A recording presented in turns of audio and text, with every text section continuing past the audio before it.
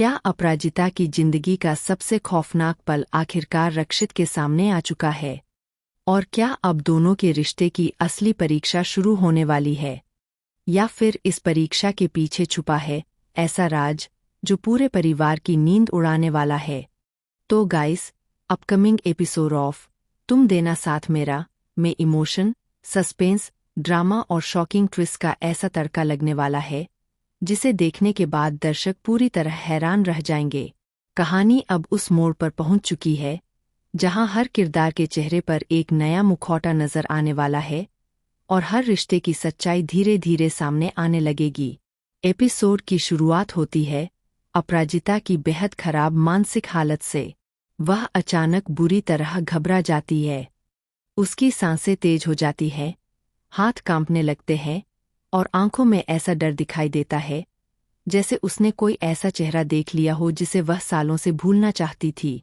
कमरे में मौजूद सभी लोग घबरा जाते हैं क्योंकि किसी को समझ नहीं आता कि आखिर अपराजिता को अचानक क्या हो गया। अपराजिता बार बार एक ही बात दोहराने लगती है, वो वापस आ गया है, वो वापस आ गया है। उसकी यह बात सुनकर सभी के चेहरे का रंग उड़ जाता है, लेकिन सबसे ज्यादा हैरानी रक्षित के चेहरे पर दिखाई देती है। ऐसा लगता है जैसे वह इस बात का मतलब अच्छी तरह समझता हो। उसी समय सैली दौड़कर अपराजिता के पास पहुंचती है। वह उसे संभालने की कोशिश करती है, उसका हाथ पकड़ती है और उसे भरोसा दिलाती है कि अब वह सुरक्षित है। लेकिन अपराजिता का डर कम होने का नाम नहीं लेता। वह अचानक सैली को कसकर पकड़ लेती है और रोते हुए कहती है कि उसे बचा लो। यह सीन दर्शकों को पूरी तरह इमोशनल कर देगा। लेकिन कहानी का सबसे बड़ा धमाका अभी बाकी है।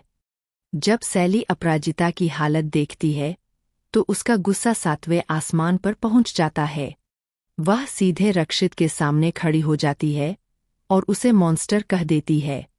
सैली का कहना होता है कि अगर आज अपराजिता इस हालत में है तो उसकी सबसे बड़ी वजह रक्षित है। यह सुनकर पूरा परिवार स्तब्ध रह जाता है। रक्षित पहले तो चुप रहता है, लेकिन फिर वह गुस्से में सैली से पूछता है कि आखिर वह ऐसा आरोप क्यों लगा रही है। तभी सैली एक ऐसा खुलासा करती है जिसे सुनकर सबके पैरों तले जमीन खिसक जाती है। सैली बताती है कि अपराजिता के अतीत से जुड़ा एक ऐसा हादसा था जिसके बारे में परिवार का कोई सदस्य नहीं जानता, और उस हादसे के दौरान रक्षित भी वहां मौजूद था। यह सुनते ही कमरे में सन्नाटा छा जाता है। लेकिन असली ट्विस्ट तब आता है जब रक्षित कहता है कि वह सच नहीं बता रही।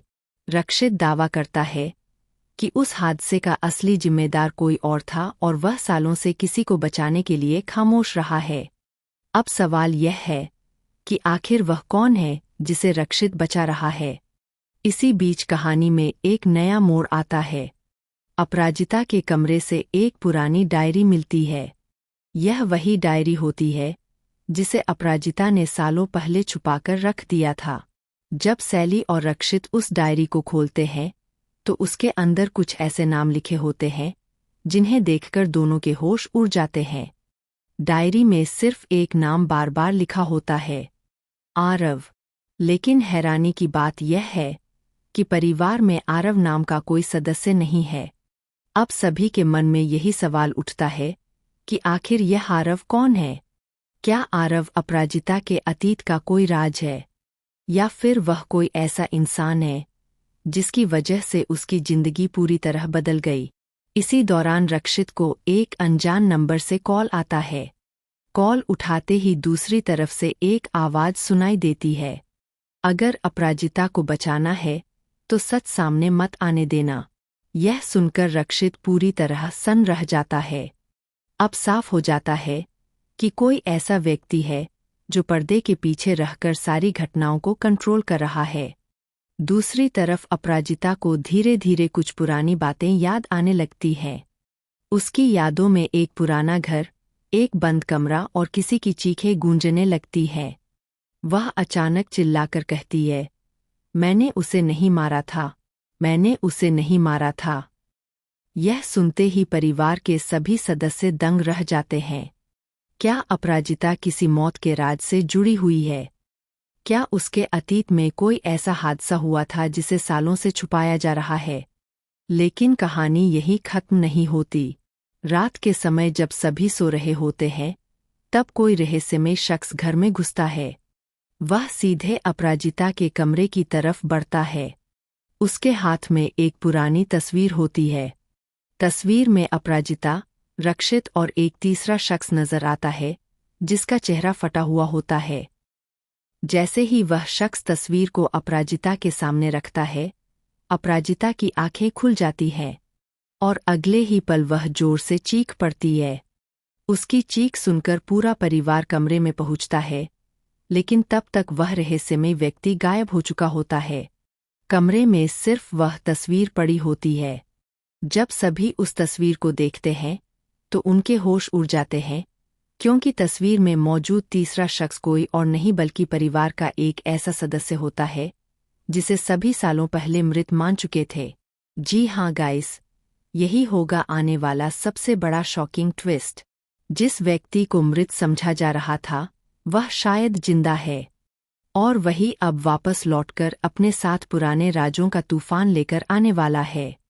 अब देखने वाली बात यह होगी कि क्या रक्षित आखिरकार पूरी सच्चाई सबके सामने बताएगा? क्या सैली अपराजिता की सबसे बड़ी ताकत बनकर उसे न्याय दिला पाएगी? क्या आरव की असली पहचान सामने आएगी? और सबसे बड़ा सवाल, क्या अपराजिता का पैनिक अटैक सिर्फ मानसिक तनाव का परिणाम है, या फिर उसके पीछे किसी खौफनाक अपराध की कहानी छुपी हुई है? आने वाले एपिसोड्स में रिश्तों की सच्चाई, अतीत के राज, विश्वासघात और बदले की आग सब कुछ एक साथ देखने को मिलेगा। कहानी अब ऐसे मोड़ पर पहुंच चुकी है जहां कोई भी किरदार वैसा नहीं है जैसा वह दिखाई देता है। तो गाइस, आपको क्या लगता है? क्या रक्षित सच में विलेन है, या वह किसी और बड़े खलनायक से अपराजिता को बचाने की कोशिश कर रहा है? और आखिर वह रहस्यमय शख्स कौन है जो अंधेरे में रहकर सबकी जिंदगी बदलने वाला है? अपनी राय हमें कमेंट में जरूर बताइए, क्योंकि आने वाले एपिसोड्स में होने वाला है ऐसा धमाका जो पूरी कहानी की दिशा बदल देगा।